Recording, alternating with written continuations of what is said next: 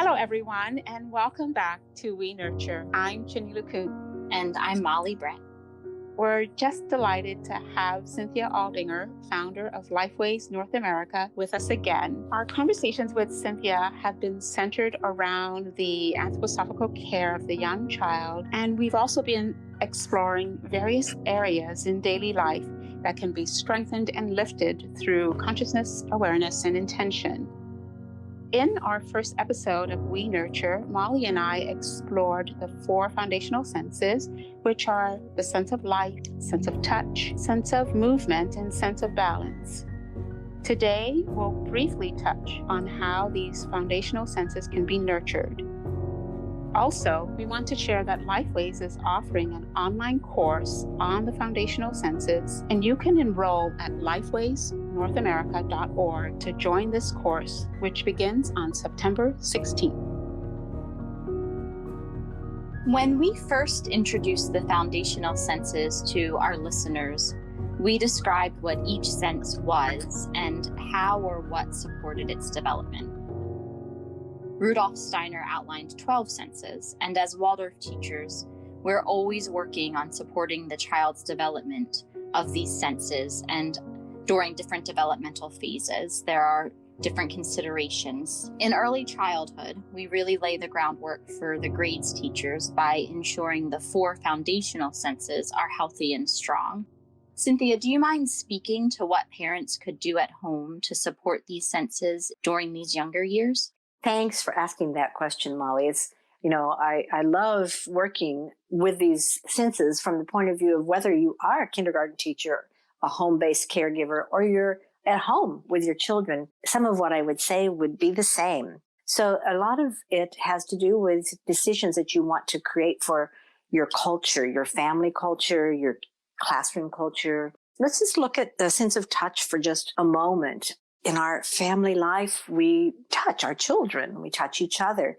And so I think one way that you can think about this as a parent is you can build in to the day nurturing touch. Just keep yourself aware of how important that is. It's the primal sense, almost everything builds upon that. So how do you awaken your child in the morning? How do you tuck them in at night? How do you greet them in your kindergarten? How do you say goodbye? You can so easily build in little moments. Additionally, you can think about the materials that your children are going to handle. How are they? Are they warming? Do they nurture the child through their sensory experience? Is everything plastic? Plastic feels the same all the time, no matter what it is, whether it's your computer mouse or a toy. It's a cold type product. And so do you make sure you've got that balanced and you've got natural fibers for them to put on their bodies or natural materials for them to play with?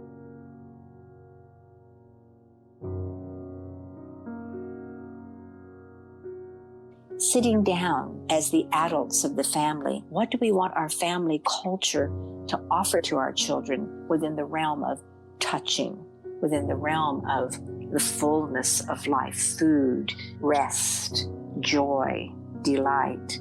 What do we want to offer in the realm of the capacity to move freely and then balance? And the last thing about balance is, how is our life balanced? And that's where you go and you look at your rhythms and your schedules, and all of this fits into that. Does that make sense? Yeah, it's so amazing how the foundational senses influence our well-being. And as adults, it's also important for us to remember to check in with our own sense of life and to be sure we're rejuvenating ourselves every day. I think that remembering to be mindful when it comes to our movement in the day, are we moving? And even if our work requires us to sit in front of a computer screen for a good portion of the day, we also need to remember to just get up and stretch or get a drink of water. And it's also interesting how these aspects, nurture our sense of life. And in this way, we're also nurturing our sense of movement, and we're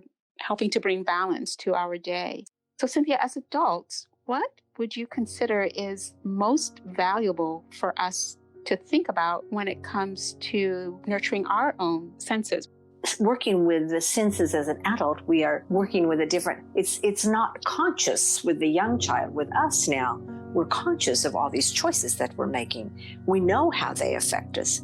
One thing to know about these four senses in relationship to the adult is if you look at the therapeutic world, you can find therapies in all four of these areas. The sense of light, sense of touch, sense of movement, and sense of balance. So I think the bottom line is everything I do for myself ends up gifting those around me. So it's not a selfish act to care for yourself. It's essential. Thank you so much, Cynthia. You're so welcome. What you've shared has just really touched me. And although I'm quite familiar with the four foundational senses and work with the senses, in my classroom, just remembering as adults how we really need to work with that in our own lives. So like you said, so we can be available to others in a healthy way. Thank you, Cynthia. I want our listeners to be sure to know that there's much more to know about these senses. And if they're curious to learn more, I encourage them to head to lifewaysnorthamerica.org right now and sign up for Building a Strong Foundation, Care of the Young Child Senses. This online course starts September 16th.